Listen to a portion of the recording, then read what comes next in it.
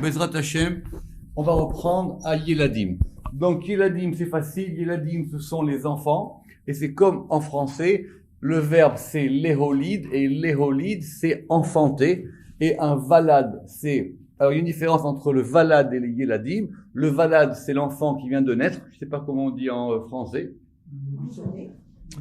Le nouveau-né ou...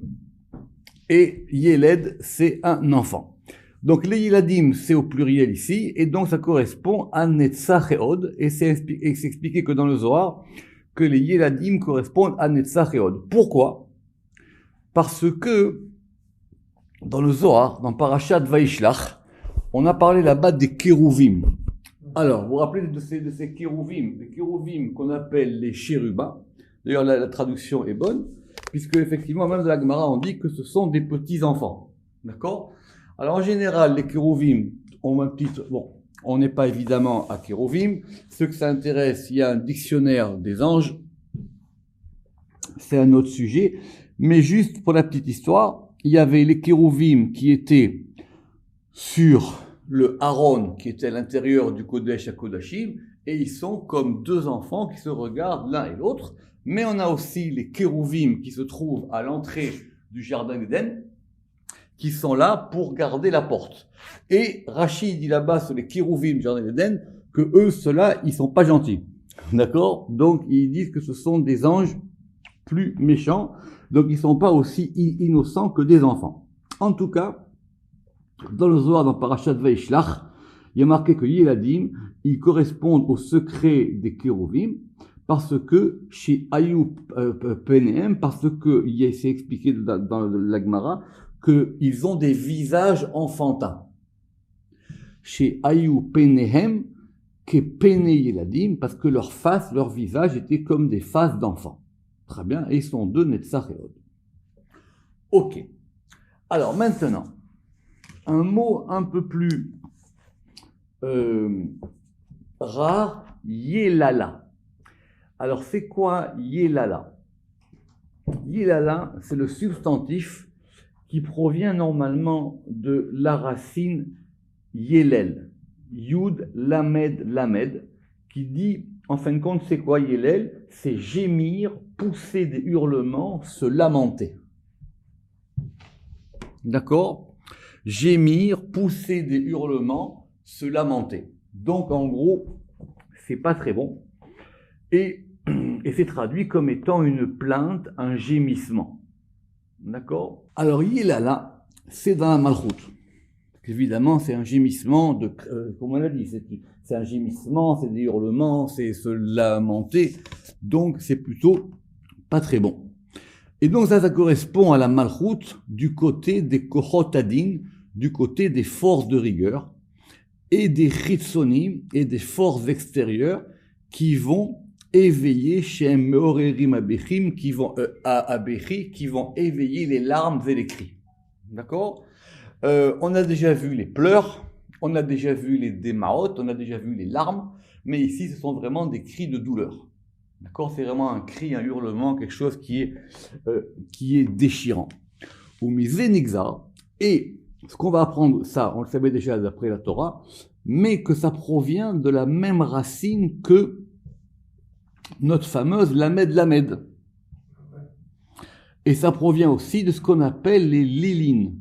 Tout le monde connaît Lamed Yud Tav, mais il y a aussi les lilines, la Lamed Yud Nun, et donc c'est pas du tout bon. Et donc cette double racine là de Lamed, elle correspond à ces mauvais côtés. Vekulam Nigzarim, et d'ailleurs même, on peut même considérer que Lamed, ça provient de ce Yelala. Que Yelala, c'est le substantif qui a formé après ce Lamed. Et donc parce que quand il y a ces cris, ces hurlements, ces gémissements, Shi Hadin ou Shlitato Kanoda, parce que c'est effectivement maintenant la domination de ce côté qui n'est pas bon. Très bien. Alors le gros morceau d'aujourd'hui, et on va prendre notre temps pour faire ça, c'est Yam. Alors Yam, littéralement, c'est la mer. D'accord? M-E-R. Et ça peut être aussi en hébreu moderne l'océan.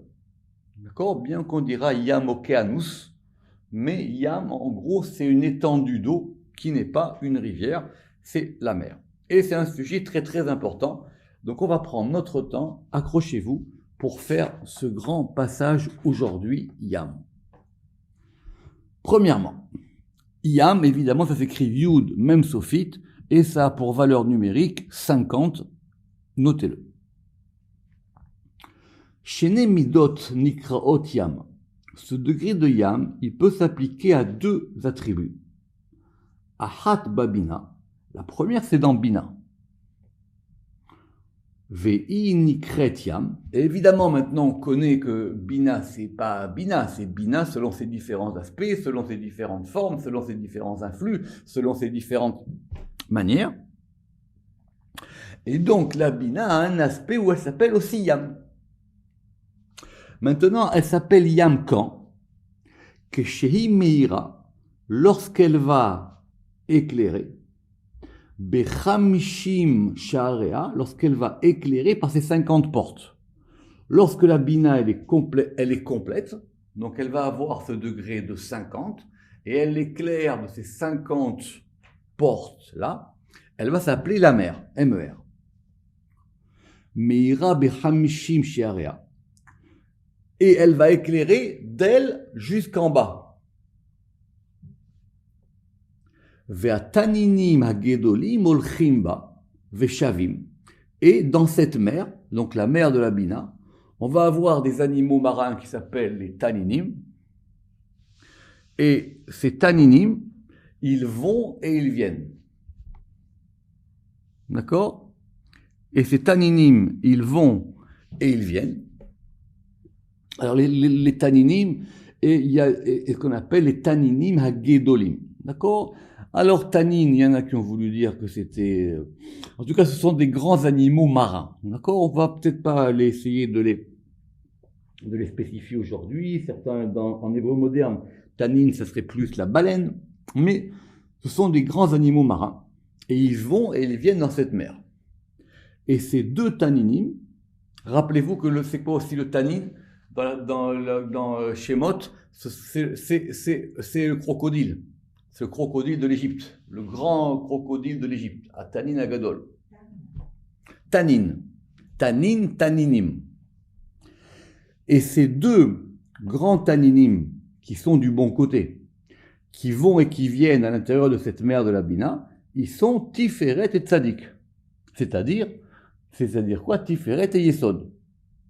Parce que le Tanin, de ce point de vue-là, il est Tiferet et Yesod, Kishneem Chashuvim Kechad, parce qu'effectivement, les deux, ils sont considérés comme un, et on les appelle du nom générique de Léviathan.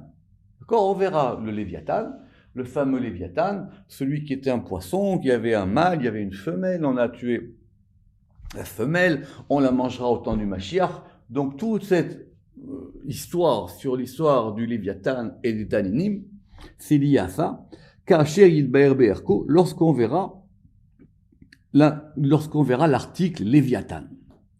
Pour le moment, restons sur la mer. Maintenant, on vient de voir, dans 2 cours avant, que la Bina, lorsqu'elle avait le degré de 50, elle s'appelait aussi Yovel. Vous vous en souvenez? Très bien. Veyesh Rilou Gadol ben Yovel et Yam. Et il y a quand même une distinction importante entre Yovel et Yam. Imeyot, bien que Sheshnehem Romzim Babina, bien que les deux correspondent à la Bina lorsqu'elle est pourvue de ces 50 portes. Babina Vechamishim Shearea. Très bien. Alors c'est quoi la différence qu'il y a entre Yam et Yovel de ce point de vue-là? Premièrement, Yam, c'est composé d'un Yud, le Yud il est Chorma, qui Yam, Yud et Chorma, et d'un même qui est Bina. D'accord? Donc, en gros, c'est toujours une interaction. Donc, Yam, c'est Chorma et Bina ensemble. Ou Keshe Bina, Nikret Yam. Et lorsque la Bina, elle va s'appeler Yam, More al Idgalut Chorma, elle indique donc un dévoilement de Chorma. Gamken, Al-Yedeh Hamishim Sharia. Et donc, c'est un dévoilement aussi de Chokhmah par la Bina, par l'intermédiaire de ces 50 portes.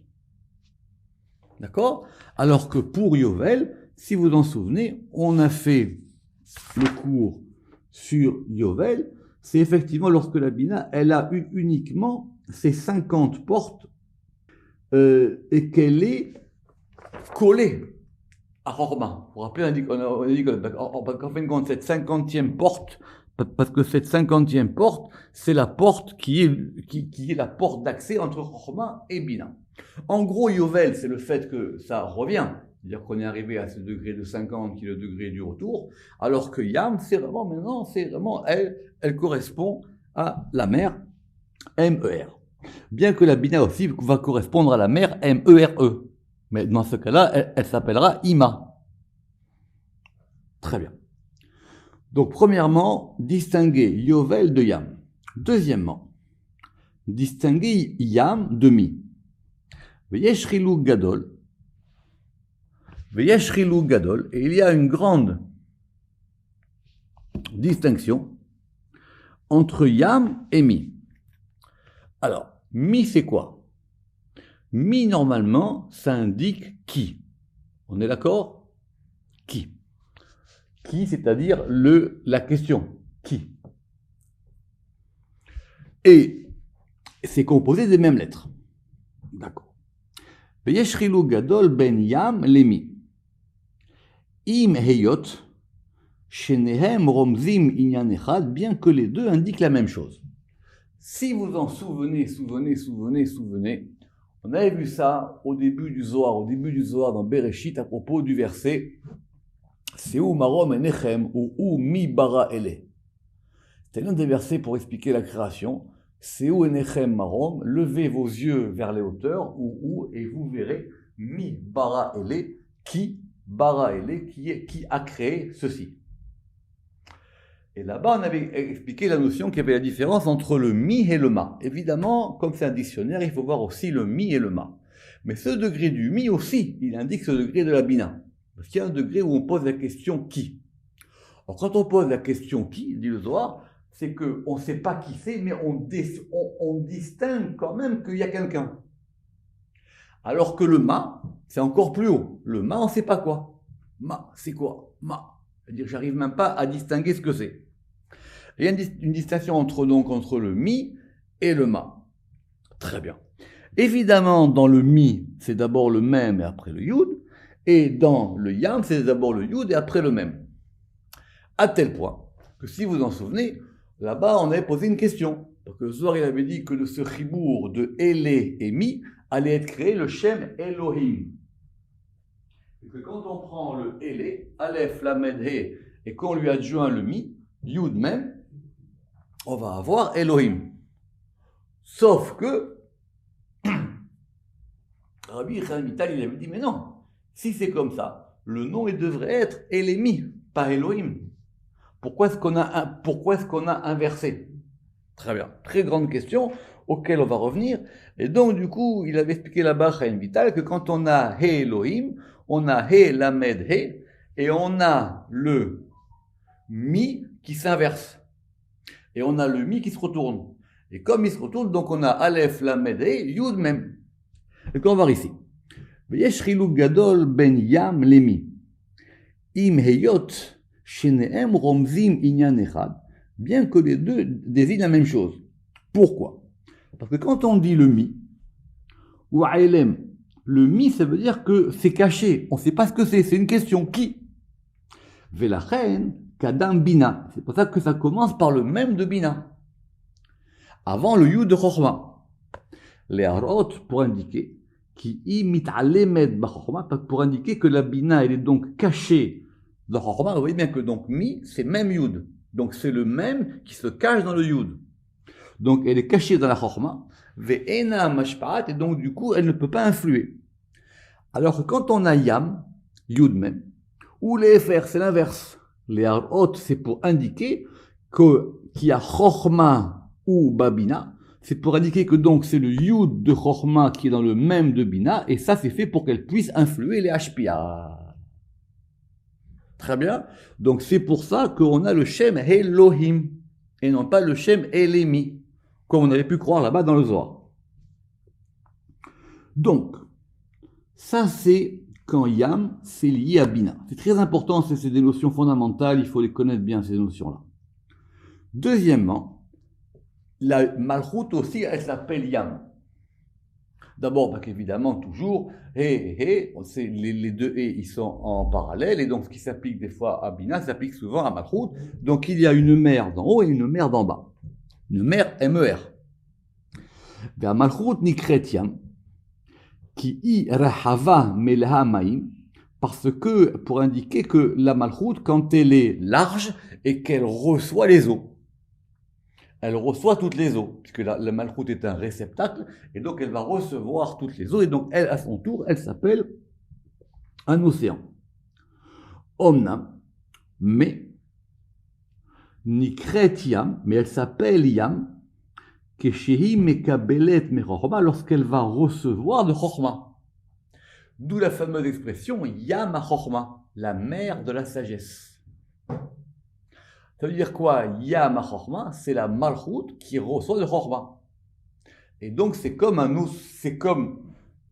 espace qui va se remplir d'eau et devenir une mer qui reçoit de chochma.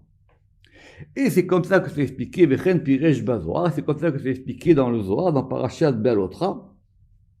Et voilà ce que le Zohar dit. Yam, à quoi s'applique ce degré de Yam? Kad itnahara meneheru de Abba, lorsqu'elle est éclairée de l'éclairage de Abba, Kedin, alors Yam, alors elle s'appelle Yam. C'est marquant toute lettre dans le Zohar. Je répète, Yam, c'est lorsqu'elle est éclairée de l'éclairage de Abba qui est donc Chochma, et donc elle s'appelle Yam. Fei meyot, et bien que, Keshehi mekabelet me chochma. Lorsqu'elle reçoit de chochma, elle va s'appeler Yam. Im kolzot ena nikret Yam. Mais malgré tout cela, elle ne s'appellera Yam. Et là, bemadrega atartona asherla, si ce n'est par le dernier degré qui lui est propre. C'est-à-dire, en gros, c'est le dernier degré de la Malchut. La Malchut en bas, c'est la mer. Vechen piresh bazohar, et c'est comme ça que c'est expliqué dans le Zohar, Dargin kadishin tatahin dila em anikraim yam. Dargin kadishin, les degrés saints tatahin inférieurs dila à elle, donc c'est au féminin, ces degrés saints inférieurs, ça s'appelle yam, em anikraim yam. Et c'est comme ça que c'est expliqué dans le Zohar à propos de l'histoire qu'il y a eu avec Rabbi Ilai, voire dans le Zohar là-bas. Donc voilà en gros ce degré de Yam. D'accord? Notez juste que si on dit comme ça, et c'est très important cette notion de la mer, toujours je répète MER, donc on a une mer d'en haut et une mer d'en bas. Et pour quelqu'un qui connaît un peu la mer, vous voyez bien que quand on est devant l'océan et qu'on regarde, l'océan il va apporter un reflet. D'accord? L'océan il apporte un reflet. Et comme s'il y avait dans l'océan le reflet de quelque chose d'autre. D'accord? Tant qu'on est dans les choses maritimes, rappelez-vous qu'on avait vu aussi les vagues, les galim. On a vu ça dans le Zohar. Parce que les galim, c'est quoi? Vous vous rappelez, d'ailleurs même, on l'a vu aussi dans Parashat Noach, quand la mer, elle est déchaînée. La fameuse mer où le pauvre Yona, il a failli se noyer jusqu'à ce que la baleine le morde. En tout cas, l'avale. Alors, donc, il faut réfléchir à cette notion de mer, et on va voir, si je veux, maintenant beaucoup d'occurrences par rapport à ça. Puisqu'on a lu la Parashat Beshalach, on a aussi Yamsouf. D'accord? Alors, Yamsouf, c'est quoi? Yamsouf, vous vous rappelez, on avait dit que c'était Yamsouf, c'était la mer qu'on traduit comme étant la mer des gens. Mais Yamsouf, le Zohar, il n'a pas peur, il dit aussi c'est la mer de la fin, souf, sauf, c'est sauf que la Dargin, c'est la mer du dernier de tous les degrés. Pourquoi? Les fichei sauf Kola Madrigot, parce qu'elle est la fin de tous les degrés. En fin de compte, c'est le dernier de tous les degrés.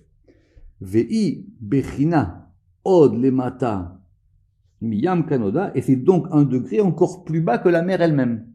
On a la mer Yam et on a Yam Souf, Yam Sof, la dernière de toutes les mers. Très bien. Alors, maintenant on a Yam Hamelach. Alors, Yam Hamelach, littéralement, la mer de sel. Et donc nous allons parler maintenant du sel. Ça veut dire quoi que ça s'appelle la mer de sel? Normalement, la mer est déjà salée. En tout cas, sauf peut-être le Pacifique, ou en tout cas, peu importe. Il y a toujours du sel dans tous les océans. Donc je reprends, donc il y a la mer de sel, et il y a du sel dans toutes les mers. Mais Yam HaMelach, c'est vraiment la mer qui est salée. D'accord? C'est vraiment la mer qui est salée. Alors, les familles nikret Yam HaMelach, Biyota Pa'elet Din, lorsque c'est une mer où va agir du din. Et c'est comme ça que c'est expliqué, et c'est comme ça que c'est expliqué dans les tikkunim. Kursaya Diltata, le trône d'en bas, il s'appelle Yam HaMelach, il s'appelle la mer de sel, qui c'est din, le trône du din de la rigueur. Donc, Venire Befirouche, et donc il en ressort de façon claire, qu'il y a Malchut Nikret Yam, que la Malchut elle s'appelle Yam HaMelach, elle s'appelle la mer de sel. Besoda din, par rapport à cette rigueur, le din, chez Usamour, les Bechina Tartona, qui est adjoint au dernier degré. Et si on veut faire attention à ce terme de Kursaya, le trône, et que de toutes les manières, en général, le trône, le Olam Abria, c'est le Olam Akissé, le monde du trône, c'est le monde de la Bria. Asher Tartea, Asher Tartea, et ce degré qui est en dessous, il s'appelle quoi? Il s'appelle Metsulot Yam. Metsulot Yam, on apprend ça quand on fait Tashlir. Vetashlir Bimsulot Yam Kol Chatotam. On demande à ce que toutes nos fautes, elles soient expédiées dans les tréfonds de la mer. D'accord? Metsulot Yam. Alors, c'est quoi ce degré des tréfonds de la mer? Ou Metsulot Yam. Alors, ça veut dire quoi? Dans la mer, il y aurait des degrés cachés à l'intérieur de la mer. Alors, Metsulot Yam, ici, il explique Shiu Retsua Bisha, que c'est la mauvaise lanière avec laquelle on frappe les méchants. Comme on verra lorsqu'on verra ce degré de Metsulot Yam. Le pshat de base que Metsulot Yam, ça veut dire on veut que ces péchés soient complètement enfouis. C'est pour ça que d'ailleurs, quand on regarde la mer, il faut qu'on pense à ça. Parce que la mer, ça coule. Enfin, la mer ou une rivière, en tout cas, ça coule. C'est un fluide. C'est lié à l'élément de l'eau. Et quand on fait tachir, c'est à ça auquel on pense. C'est qu'on veut ce degré-là. Et que ce degré-là, il enlève tout. N'oubliez pas qu'en plus, on fait tachlir quand c'était pendant la période de Rosh Hashanah et Kippour. Et Rosh Hashanah et Kippour, c'est aussi lié à la Bina. D'accord? Très bien. Et n'oubliez pas aussi que, par exemple, quand on fait une prière quand on voit la mer, chez Asat et Amagadol, c'est une prière qu'on doit faire lorsqu'on voit certains éléments naturels, lorsque l'on voit des éclairs, lorsque l'on voit un arc-en-ciel, lorsque l'on voit des éléments naturels, il y a certaines prières particulières à faire. Et quand on va voir un grand océan, il faut faire cette prière qui a fait que la mer est grande. Mais, dans le Zohar, dans Parashat Vayechi, Piresh et Ferzé, on a une explication complètement contraire. Ah. Chez Nikreta Malchut, où là-bas on va dire que la Malchut, elle s'appelle Yam HaMelach, très bien. Biyota Malchut Yoneket, mais ce n'est plus du tout du din. Ah bon? C'est quoi? C'est lorsque la Malchut, elle va puiser de Yesod, qui s'appelle Brit Melach, qui s'appelle l'alliance de sel. Il y a une alliance du sel. Brit, c'est quoi? Brit, c'est Yesod. Et il y a donc une alliance du sel qu'on voit dans la Torah. Alors quoi? Alors c'est un coup du din et un coup la malchoute qui reçoit de Yesod par ce degré du sel. Ve'al yado, et par ce degré du sel, Ashket adin, le din se calme. Pourquoi? Parce que le sel, qui melach, mat'aim amar vatfel, parce que le sel aussi c'est ce qui va donner du goût. Et c'est ce qui va radoucir l'amertume. Ve'atfel.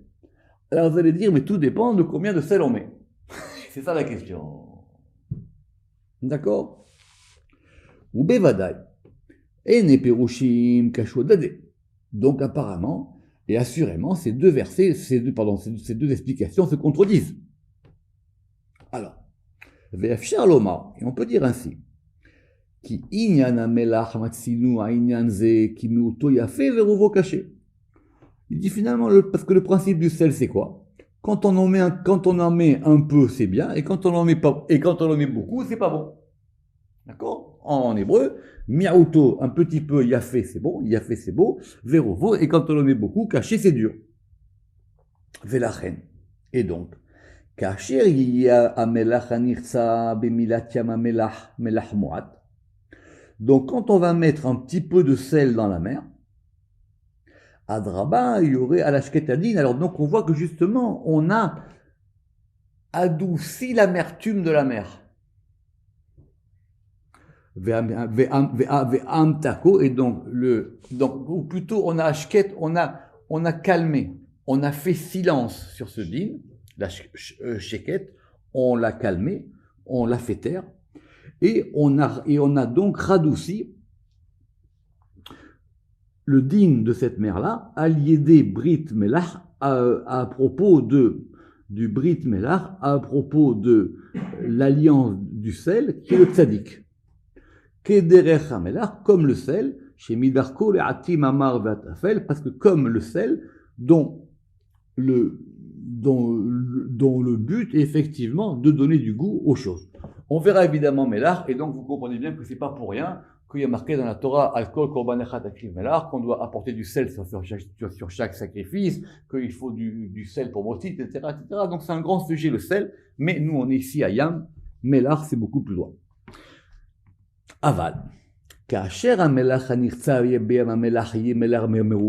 Quand dans la mer on met trop de sel, et que donc elle va devenir maintenant une mer de sel, Azioré Aladin Vetokfo. Alors non, là maintenant on voit que du coup c'est de la rigueur puissante et forte. Qui est derrière Amelach, lorsque, comme par exemple, on va mettre du sel à Merouba en grande quantité, l'agdiratachid, pour pouvoir faire cuire par le sel. Vous savez, quand on fait des salaisons, c'est justement pour pouvoir faire cuire la nourriture. Ve'ine.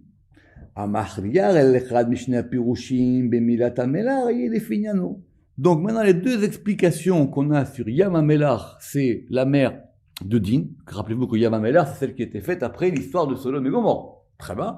Et donc Yam HaMelach qui est par rapport au Brit Melach, ça va dépendre évidemment du contexte et du sujet. Oh, Nochal Lomar, ou peut-être on peut dire d'une autre manière.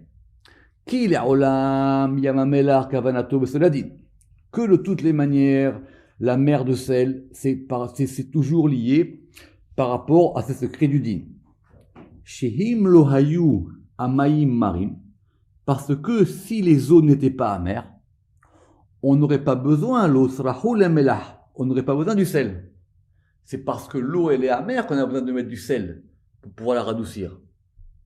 Ve'af im nimleu amayim im kolzot, et que même si effectivement on remplit les eaux.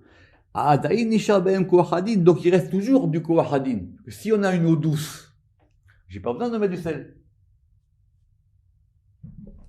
Qui? Les fatro beloklu miyefshar. Parce que maintenant, la laisser sans rien, c'est pas possible. Et donc c'est ce qui ressort. C'est ce qui ressort du Zohar dans Parashat Vayechi. Parce qu'on a dit là-bas. Vechi amay melach. Et donc c'est quoi ce sel? Begin dei ou mamtik, parce que le sel il est mamtik matok, parce qu'il radoucit. Ou mevasem ça veut dire qu'il parfume. Merira, et il va parfumer. Merira, c'est ce qui est amer, l'amertume. Les atama pour lui donner du goût. Vehi lahave. Et si il n'y avait pas ce sel là, Begin milha, et donc à cause du sel, lo yachil alma le misbal merira, et donc le monde ne pourrait pas supporter cette amertume. Ainsi qu'il est écrit, ki kasher mishpatecha laaretz tzedek lamdu yoshve tevel. Arrêtons-nous sur ce verset, on va voir de quoi. C'est un très très beau verset dans Isaïe 26, 9. La vérité, c'est un verset qui est expliqué dans le Zohar, c'est un verset extraordinaire des psaumes, on va le lire. Nafshi, iviticha balayla, af ruchi bekirbi, asharecheka, ki kaasher mishpatecha laaretz, tzedek lamedu yoshve tevel. Alors, il y a un long Zohar sur ce verset, on ne va pas le faire aujourd'hui d'un coup, juste je vous donne les grandes lignes de ce verset. C'est le roi David. Et le roi David, il s'adresse à son âme. C'est comme ça que le Zohar, il le comprend. Nafshi, il parle à son âme, il dit mon âme. Iviticha balayla, je t'ai appété, j'ai eu envie de toi, comme Théavon. J'ai eu un désir vers toi la nuit. Afrouchi bekirbi, et même mon souffle bekirbi en mon sein. Asharacheka, littéralement, je l'auberai, du verbe de l'aube, du shachar, je le donnerai au matin. Parce que, kasher mishpatecha laaretz, parce que lorsque tes mishpatim, lorsque tes jugements, ils sont dans la terre, tzedek, la justice, l'amdou, ont appris, yoshve tevel, les habitants du monde. Ça veut dire que c'est parce qu'il y a du mishpat que les gens, ils peuvent supporter le degré de tzedek des deux côtés. Donc c'est ça, ce verset ici, ça veut dire c'est-à-dire qu'il y a quelque chose qui fait que les choses doivent, à un moment, il faut qu'il y ait une action pour que les choses deviennent supportables. Parce que sinon, effectivement, si cette eau, elle était complètement amère, on a besoin quand même d'adoucir un peu le din. D'accord. Veine. D'ailleurs, notez que par exemple, c'est l'une des raisons pour lesquelles on cachérise avec le sel. Mais bon, c'est pas le sujet du sel ici, hein, d'accord, mais le sel aussi, c'est important. Pourquoi on cachérise? Parce que justement, le sel, il fait sortir le sang. Le sel, c'est lui qui va enlever le din de la viande. Veine, ora befirouche. Donc, on voit bien maintenant ici que, de façon claire, she'en kavanat hamelach lebatel ta'am merirat hadin mikol vakol, que le sel, il n'est pas là pour annuler et enlever complètement l'amertume. Au contraire, il va en rajouter. Quelque part, il en enlève, mais si on en met trop, après, il va rendre l'aliment indigeste. Et là, c'est simplement pour que les gens ils puissent, pour que cela devienne supportable. Velachen. Et donc, bien qu'il y ait dans cette mer du sel, im kolzot adain ta'amo bo vedin ou leolam, il y a quand même encore un peu de cette amertume, et donc c'est encore du din. Donc en gros, c'est beaucoup de din ou pas beaucoup de din. D'accord? Velachen, Yizdak Omro Kisedin, et c'est pour ça que donc on a dit que c'était quoi ce Yam HaMelach? C'était lorsqu'il y avait le trône de Din. Comme a dit le Zohar, on relit. Kursaya Adil Tata, le trône d'en bas, il s'appelle le trône du jugement et c'est lui qu'on appelle Yam HaMelach. Donc c'est bien du Din. Beaucoup, pas beaucoup, c'est autre chose, mais en tout cas c'est du Din. Ok. Il y a une expression qu'on trouve dans la Torah qui s'appelle Yam Aharon, la dernière des mers. C'est quoi Yam Aharon, la dernière des mers? Et cette dernière des mers, on la retrouve aussi à côté de Yam HaKadmoni, de la première des mers. Le Kadmon, c'est ce qui est antérieur. Donc c'est quoi la première et la dernière? N'oubliez pas que par exemple, vous vous rappelez qu'on a dans la Torah, on a 7 cieux, vous vous rappelez, on a 7 cieux, on a quoi? On a 7 terres et on a 7 océans. Tout marche par 7, d'accord? Il y a 7 yam. Les filles, chez Yam HaKadmoni ou Bina, parce que cette première des mers, elle est liée à Bina. Venikra Kadmoni, elle s'appelle Kadmoni Leorot, pour indiquer Aliyichud HaKeter im HaChochma ve'Abina, pour indiquer donc l'unification de Keter et Chochma et Bina, qui sont en allusion dans cette notion de Yam, Anirmazim Beyam, que des Pirachnou, comme on l'a expliqué. Venikret Azamalchut, et alors, en regard de ça, la Malchut, elle va s'appeler Yam Aharon, la dernière des mers. C'est-à-dire que chez Asphirot, chez les Malas, parce que lorsque les Sphirot qui sont au-dessus d'elles, Yamim, ce sont des mers. Donc ce sont des mers, Yam, donc on a plusieurs, d'accord, Yam, Yamim, donc on a plusieurs mers, et ces mers, effectivement, elles font qu'il y a une dernière des mers. Et on verra même qu'il y a peut-être des océans à tous les degrés des sphirotes. Qui az yam ahron, parce que à ce moment-là, elle va s'appeler la dernière des mers, miklal, en général. Pourquoi des kaharine? Parce qu'il n'y en a pas d'autre. C'est la dernière. Des laves batreninu, parce qu'il n'y en a pas d'autre après elle. Ve'em sheva yamim, et donc ça correspond à ces 7 mers, donc il y a ces 7 océans, qui vont correspondre aux 7 séphirot, sheva séphirot. Ve'az shefa, parce que maintenant, lorsqu'il y a ve'em sheva yamim, shebe'et shivata séphirot, et donc maintenant, lorsque toutes les séphirotes vont devenir des mers, la dernière des mers, ve'az shefa ou beraha ba'olam, et donc il y a un influx et une bénédiction dans le monde, et pour tout le monde. Et on a aussi Vechel HaMalchut Nikret Yam Kineret. D'accord? Alors Yam Kineret, c'est expliqué. Rappelez-vous que Kineret, c'est quoi? On avait dit que c'était le Kinor aussi, c'était la harpe de David. Et donc on a beaucoup d'histoires sur cette Yam Kineret. Et Yam Kineret, qu'est-ce que vous vous rappelez, qu'est-ce qu'on avait dit par exemple à propos du Techelet? Vous vous rappelez, on a dit que le Techelet domé la yam, et ayam domé la shamaïm, la shamaïm domé du trône d'en haut. On a vu ça plusieurs fois, d'accord? Donc vous vous rappelez que le bleu, enfin le techelet, en tout cas le bleu nuit des Tzitzit, il renvoie à la mer, parce que la mer, elle est le reflet du ciel, et que le ciel, il est le reflet du trône d'en haut, donc c'est du din. Et donc cette mer qui s'appelle Yam Kineret, donc on appelle aujourd'hui le lac de Tibériade, mais qui a un nom qui s'appelle Yam Kineret, Besoda Techelet, et donc c'est dans le secret de Techelet, chez Ouadin, qui est le din, qui chez Yotzemimena, qui en sort. Pourquoi? Parce que d'après le Zohar et la Gemara, c'était là-bas qu'on trouvait le fameux poisson avec lequel on faisait le Techelet. Que ce fameux poisson avec lequel on fait le Techelet, qu'on pense avoir retrouvé, mais d'après l'une des références, on le trouvait là-bas dans le Kinneret. Et c'est pour ça que la tribu qui avait le Kinneret, elle avait justement cette richesse. C'est elle qui fournissait le Techelet à tout Israël. Mais en tout cas, le Techelet, c'est du din. Venikret chen, et elle s'appelle ainsi, par le secret de ce din, dont la couleur est Techelet. Pourquoi le Techelet, il est din, si vous en souvenez? Parce que le Zohar, il a dit soit c'est Tachlit, c'est-à-dire c'est le but, soit c'est Techalet, soit ça détruit.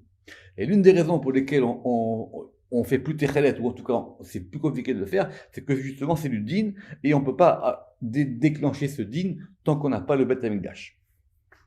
C'est pour ça que nous on préfère avoir aujourd'hui des Tzitzit blancs. Mais il faut aussi ce Techelet, et certains en mettent aujourd'hui. Et la Malchut elle-même, vers Malchut Atzma, Nikret Yamim, elle s'appelle aussi les océans. Au pluriel, la Shon Rabim. Pourquoi? Mipnei shehi kelula mishiva yamim, parce qu'elle est elle-même totalisée des 7 océans supérieurs, des 7 mers supérieures qui correspondent aux 7 séphirot. De même que la Malchut, elle totalise les 7, la mer de la Malchut, elle totalise les 7 mers supérieures. Et c'est expliqué comme ça dans les Tikkunim, Yamim Shiva Bishiva, il y a des mers 7 dans 7. Et cela a été reproduit, et ça a été reproduit dans la porte des palais, parce que justement c'est dans les palais qu'on verra cette imbrication des sphirotes et des mers les unes dans les autres. Ou des Parashat Vayechi. Et dans Parashat Vayechi, toujours là-bas, il est expliqué que Bechinot a Malchut em Rabot, que la Malchut a effectivement de nombreux aspects. En vérité, toutes les sphirotes ont de nombreux aspects. Et c'est pour ça que maintenant, cette notion des Kinouim, elle est si importante pour nous. Parce qu'on comprend maintenant les aspects des choses. Et les aspects des choses, ça s'appelle comment? Ça s'appelle le langage. Quand on est capable de distinguer les aspects des choses, c'est le langage. Sinon, on dirait quoi? Sinon, on dirait Malchut Chesed Gvura. On n'aurait besoin que de 10 mots. Donc c'est justement. Donc il y a des différences, et il y a des nuances. Donc dans Parashat Vayechi, c'est expliqué là-bas que les aspects de la Malchut sont nombreux. Kefi ishtanut apeulot, en fonction du changement des actions. Selon les actions, ça change. Yesh ma'im metokim, et donc il y a des eaux douces. Yesh ma'im meluchim, et il y a des eaux salées. Veyesh maim marim, et il y a des eaux amères. Vekulam yamim, et tout ça, ça correspond à des degrés de mer et d'océan. Et ça correspond, ve'em bechinot b'malchut, et donc ça correspond à des aspects différents dans la malchut. On reprendra la semaine prochaine. Baruch Adonai Le'olam. Amen ve Amen.